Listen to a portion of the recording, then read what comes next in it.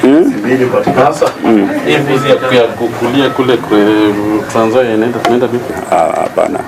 Kuna sehemu pia tuko na maofisa wetu wengi ambao wako sehemu hizo za Baringo, rogue officers. Kuna link kati ya wale ambao wananunua yale maganda na kuna rogue officers. Maana officer wanajua jinsi ya kudispose haya maganda ya risasi. Preliminary report.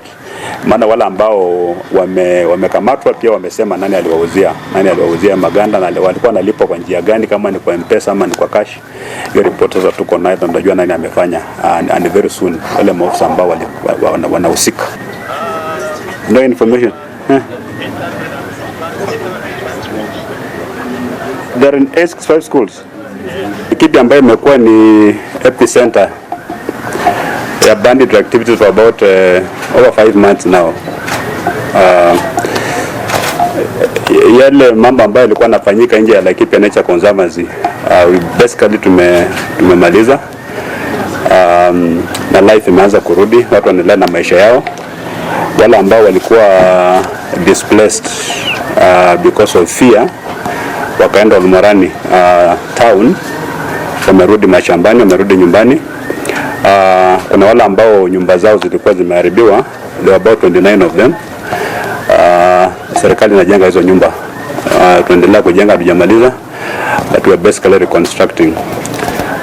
Shule zime resume vizuri. In fact, ile darasa moja ambayo ilichomeka, Merigwit Primary School, KDF wameijenga. So we don't have a problem there. Wale maaskari ambao tuliweka pale, wale wa GSU, ASTU, na wale NPR ambao tulirudishiwa bunduki sehemu hiyo, wanaendelea kushika doria. So we are happy with what's happening kule Olmarani, kule Kamwenje, all the way to Sipili.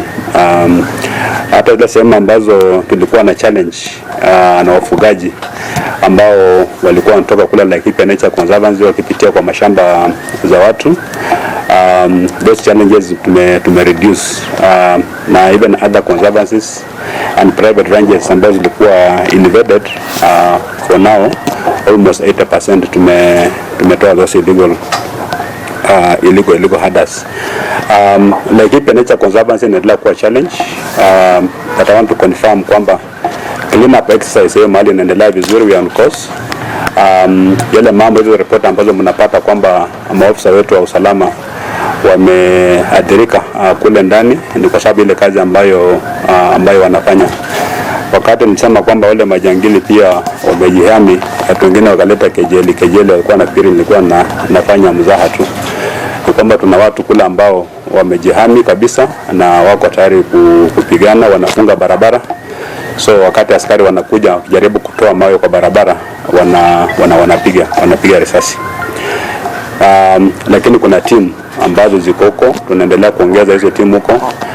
We believe maybe in another 1 month or so, ile kazi ambayo wanafanya, because wanafanya usiku na mchana, tutakuwa clean up hiyo mahali, wale wa jamaa watoke. Generally, Baringo is now quiet. Mnajua mambo yote alianzia Baringo, kule Kapedo, ikakuja kule Mkutani, Arabal. Hiyo sehemu zote kwa sasa ziko quiet. Challenge pia ilikuwa imeenda upande wa mpaka Elgeyo Marakwet na Baringo na West Pokot, ambapo kumekuwa na mauaji ya kiholela tu. Wakati mwingine wanaiba mifugo, wakati mwingine ni mauaji pia kiholela. Lakini tumefanya mikutano na viongozi kule on the ground, tukifanya nyingine kule Loret. Na tangu tufanye hizo mikutano, kwa sasa ile inaendelea kutulia. Mambo ya revenge killings imerudi chini, na niko na hakika kwa sababu naendelea kuongea na wazee kule, na the entire leadership is on board. Niko na hakika kwamba hiyo sehemu ya Kerio Valley itarudia hali yake ya kawaida. Yale maganda ya risasi ambayo yalipatikana katika sehemu ya Langalanga, upande wa katika mji wa Nakuru juzi, yale maganda mengi ilikuwa inaitwa blanks. Hizi blanks zitatumika wakati wa training. Askari wakienda training, unajua atumie live ammunition, lakini nakaa kama risasi tu. lakini kilipuka hakuna risasi ambayo inatoka, ni blank. Lakini wale ambao walipatikana nazo hawana idhini ya kudeal na hizo blanks. Kuna kijana mmoja alishikwa, alipelekwa kotini jana, akasomewa mashtaka na akakuwa released on bond, lakini baada amepewa masharti ya kupiga ripoti kwa CID. Alafu pia kuna mama mmoja tumemshika, na yule mama ndio huwa anarokota hizo vitu, hizo spent cartridges, alafu anakuja anauzia hiyo kijana. Yule mama pia ameshikwa, na hivi leo niko na hakika kama hajapelekwa hivi karibuni atapelekwa kotini pia kwenda kujibu mashtaka. Ile uchunguzi ambao sasa unaendelea ni kwamba hao watu wakishapata hizi spent cartridges wao wanaziuza wapi upande kule wa Nairobi. Ni kama ni biashara ambayo imekuwa inaendelea kwa muda, kwa sababu mtu akipatikana na gunia 6, karibu gunia 6 zimejaa spent cartridge na shtuki, ni kama ni mtu ambaye amezoea kufanya biashara. So tunataka kujua the end market ni nini, maana hivi ni bidhaa ambazo hazinunuliwi na kuuziwa na mtu yote, lazima zipewe leseni maalum. So hiyo kesi inaendelea kotini, pia tukaendelea kufanya uchunguzi. National schools ambazo tunatarajia kwamba wale wanafunzi ambao wanaenda pale ni wale ambao kuna hadhi ya juu sana. Pia kumekuwa na attempt ya either kuchoma shule ama actually kuchoma dome, na ni jambo ambalo linakadhabisha kidogo, kwa sababu huko tunajaribu kujenga infrastructure, tunatafuta pesa kujenga madarasa ili to improve enrollment, tukitarajia mambo ya transition watoto kwenda kwa junior secondary. Alafu napata wale ambao kwa pale kwa shule wanaendelea kuchoma shule. And we are taking this one very very seriously. Maana wale wanafunzi wote ambao tunawapata, wale ambao wako culpable, tunakamata hao na wanapelekwa kotini.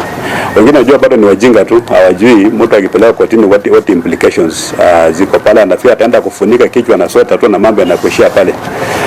Fingerprints zimechukuliwa, wakaenda kutafuta police clearance certificate, ile wanaitwa certificate of good conduct.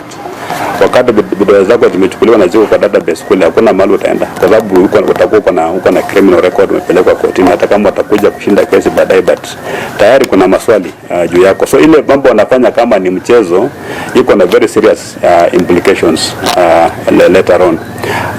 We have asked, tumeuliza management ya mashule, hasa walimu wakuu, washirikiane sana na maofisa wetu wa usalama. Wakati wanasikia kwamba kuna hali tete kidogo kwa shule, tuambiwe mara moja. Kuna walimu wengine pia head teachers ambao hawako in charge na shule kabisa, pia nao ni kama wageni kwa shule tu. Mambo yanafanyika hawana habari, maana mambo kama yakifanywa mara nyingi kuna kuanga na habari kidogo. Saa zingine wale wanafunzi ambao kuna habari wanashindwa, wataenda kumwambia nani? Maana hawezi kutoka kwenda kupiga ripoti kwa chief ama kwa polisi, lazima wa report within the school environment. Lakini kule kwa shule nani atapewa hiyo report? Labda kama mwalimu mkuu yuko ama deputy yuko, ni wakali sana, hakuna those open channels of communication. So nataka tuambiwe, maana prevention is more than anything else. Ikifika mahali waanze kuchoma madomu kwa usiku kwa mfano na wanafunzi wako pale, nini itafanyika?